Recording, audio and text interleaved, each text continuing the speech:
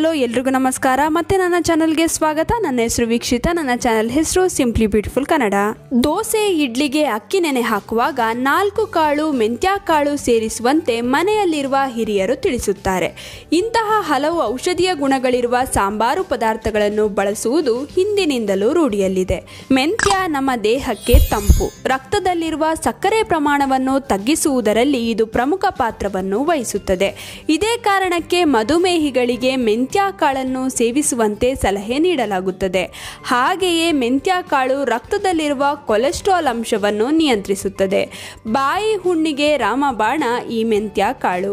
ಅಪಾರ ಔಷಧೀಯ ಗುಣಗಳನ್ನು ಹೊಂದಿರುವ ಸಾಂಬಾರು ಪದಾರ್ಥವಿದು।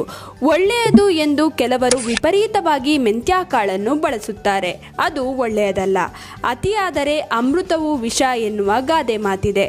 ಮೆಂತ್ಯದ ವಿಚಾರದಲ್ಲಿ ಬಂದರೆ ಇದು ಅಕ್ಷರಶಃ ಸತ್ಯ। ಬನ್ನಿ ಹಾಗಾದರೆ ವಿಪರೀತವಾಗಿ ಮೆಂತ್ಯದ ಸೇವನೆಯಿಂದ ಉಂಟಾಗುವ ದುಷ್ಪರಿಣಾಮಗಳ ಬಗ್ಗೆ ತಿಳಿಯೋಣ।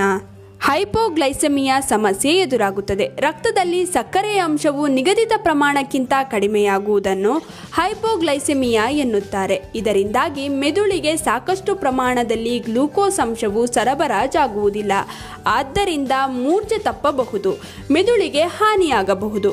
ಸಕ್ಕರೆ ಕಾಯಿಲೆ ಇರುವವರು ಗುಳಿಗೆ ಅಥವಾ ಇನ್ಸುಲಿನ್ ಇಂಜೆಕ್ಷನ್ ತೆಗೆದುಕೊಳ್ಳುತ್ತಿದ್ದರೆ ಮೆಂತ್ಯವನ್ನು ಬಳಸುವಾಗ ಅತಿ ಎಚ್ಚರದಿಂದ ಇರಬೇಕಾಗುತ್ತದೆ। ಮೆಂತ್ಯವನ್ನು ಔಷಧಿಯಾಗಿ ಬಳಸುವುದಕ್ಕೆ ಮುನ್ನ ವೈದ್ಯರ ಅನುಮತಿಯನ್ನು ಪಡೆದು ಪ್ರಮಾಣವನ್ನು ನಿಗದಿಪಡಿಸಿಕೊಳ್ಳುವುದು ಒಳ್ಳೆಯದು। ಅಲರ್ಜಿ ಉಂಟಾಗಬಹುದು। ಕೆಲವರ ದೇಹ ಪ್ರಕೃತಿಗೆ ಮೆಂತ್ಯದ ಗುಣಗಳು ಅಷ್ಟಾಗಿ ಹಿಡಿಸುವುದಿಲ್ಲ। ಅಂತಹ ಸಂದರ್ಭಗಳಲ್ಲಿ ಅವರಲ್ಲಿ ಅಲರ್ಜಿಯ ಲಕ್ಷಣಗಳು ಕಾಣಿಸಿಕೊಳ್ಳಬಹುದು। ಮೈಯಲ್ಲಿ ತುರಿಕೆ, ಉಸಿರಾಟದ ತೊಂದರೆಯಂತಹ ಸಮಸ್ಯೆ ಕಾಣಿಸಿಕೊಳ್ಳುತ್ತದೆ। ಇನ್ನು ಇದನ್ನು ಇಂಥದ್ದೇ ಕಾರಣದಿಂದ ಬಂತೆಂದು ಕಂಡುಕೊಳ್ಳುವುದು ಕೂಡ ಕಷ್ಟಕರ। ಪರಿಣಿತ ವೈದ್ಯರು ಕೂಲಂಕುಷವಾಗಿ ವಿಚಾರಿಸಿ ವಿಶ್ಲೇಷಿಸಿದಾಗ ಮಾತ್ರ ಅಲರ್ಜಿ ಮೂಲವನ್ನು ಕಂಡುಹಿಡಿಯಬಹುದು। ಇತರ ಔಷಧಿಗಳೊಂದಿಗೆ ಮೆಂತ್ಯ ಸೇವನೆ ಒಳ್ಳೆಯದಲ್ಲ। ಕೆಲವು ಆರೋಗ್ಯ ಸಮಸ್ಯೆಗಳಿಗೆ ಬಳಸುವ ಗುಳಿಗೆಗಳೊಂದಿಗೆ ಮೆಂತ್ಯವು ತುಂಬಾ ಪರಿಣಾಮಕಾರಿಯಾಗಿ ಪ್ರತಿಕ್ರಿಯೆ ನೀಡುತ್ತದೆ। ಕೆಲವೊಮ್ಮೆ ಗುಳಿಗೆಯಲ್ಲಿರುವ ಅಂಶಗಳನ್ನು ರಕ್ತಕ್ಕೆ ಸೇರಲು ಬಿಡುವುದಿಲ್ಲ। ಮೆಂತ್ಯದಲ್ಲಿರುವ ನಾರಿನಾಂಶವು ಅವುಗಳನ್ನು ಹೀರಿಕೊಂಡು ದೇಹದಿಂದ ಹೊರಕ್ಕೆ ಕಳಿಸಿ ಬಿಡುತ್ತದೆ। ಇನ್ನು ಸಕ್ಕರೆಯ ಪ್ರಮಾಣ ತಗ್ಗಿಸುವ ಮಾತ್ರೆಗಳ ಕಾರ್ಯಕ್ಷಮತೆಯನ್ನು ಮತ್ತಷ್ಟು ಹೆಚ್ಚಿಸಿ ತೊಂದರೆಗೆ ಈಡು ಮಾಡಬಹುದು। ಗರ್ಭಿಣಿಯರಿಗೆ ಒಳ್ಳೆಯದಲ್ಲ। ಮೆಂತ್ಯಕ್ಕೆ ಮೂತ್ರನಾಳಗಳನ್ನು ಹಿಗ್ಗಿಸುವ ಗುಣವಿದೆ।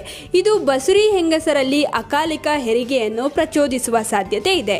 ಆದ್ದರಿಂದ ಬಸುರಿ ಹೆಂಗಸರು ಅತಿಯಾಗಿ ಮೆಂತ್ಯ ಸೇವನೆ ಮಾಡುವುದು ಒಳ್ಳೆಯದಲ್ಲ। ಇನ್ನು ಉಳಿದಂತೆ ಅಲ್ಸರ್, ಎದೆ ಉರಿ, ಗ್ಯಾಸ್ ಸಮಸ್ಯೆ ಇರುವವರು ಕೂಡ ಅತಿಯಾಗಿ ಮೆಂತ್ಯ ಸೇವನೆ ಮಾಡುವುದು ಒಳ್ಳೆಯದಲ್ಲ। ಹಾಗಿದ್ರೆ ಉತ್ತಮ ಆರೋಗ್ಯ ಲಾಭಕ್ಕೆ ಎಷ್ಟು ಮೆಂತ್ಯ ಕಾಳು ಸೇವಿಸಬೇಕು? 1 ಚಮಚ ಸೇವಿಸಿದರೆ ಉತ್ತಮ। ಅದಕ್ಕಿಂತ ಅಧಿಕ ಸೇವನೆ ಆರೋಗ್ಯದ ದೃಷ್ಟಿಯಿಂದ ಯಾರಿಗೂ ಒಳ್ಳೆಯದಲ್ಲ। ನೋಡಿದ್ರಲ್ಲ, ಈ ವಿಡಿಯೋ ನಿಮ್ಮೆಲ್ರಿಗೂ ಇಷ್ಟ ಆಗಿರುತ್ತೆ ಅಂತ ಅನ್ಕೊಂಡಿದ್ದೀನಿ। ಹೇಗನ್ನಿಸ್ತು ಅಂತ ಕಮೆಂಟ್ ಸೆಕ್ಷನ್ ಅಲ್ಲಿ ತಿಳಿಸೋದನ್ನ ಮರಿಬೇಡಿ। ಆದಷ್ಟು ಈ ವಿಡಿಯೋನ ನಿಮ್ಮ ಫ್ರೆಂಡ್ಸ್ ಹಾಗೂ ಫ್ಯಾಮಿಲಿ ಜೊತೆ ಶೇರ್ ಮಾಡ್ಕೊಳ್ಳಿ, ಹಾಗೆ ಲೈಕ್ ಮಾಡೋದನ್ನ ಮರಿಬೇಡಿ। ನೀವಿನ್ನೂ ನನ್ನ ಚಾನಲನ್ನು ಸಬ್ಸ್ಕ್ರೈಬ್ ಮಾಡ್ಕೊಂಡಿಲ್ಲ ಅಂದರೆ ದಯವಿಟ್ಟು ನನ್ನ ಚಾನಲನ್ನು ಸಬ್ಸ್ಕ್ರೈಬ್ ಮಾಡ್ಕೊಳ್ಳಿ, ಹಾಗೆ ಪಕ್ಕದಲ್ಲೇ ಇರುವ ಬೆಲ್ ಬಟನ್ ಅನ್ನು ಕ್ಲಿಕ್ ಮಾಡಿ। ಹೀಗೆ ಪ್ರೋತ್ಸಾಹ ಕೊಡ್ತಾ ಇರಿ। ಪ್ರೋತ್ಸಾಹ ಕೊಡ್ತಿರೋ ನಿಮ್ಮೆಲ್ರಿಗೂ ತುಂಬಾನೇ ಥ್ಯಾಂಕ್ ಯು।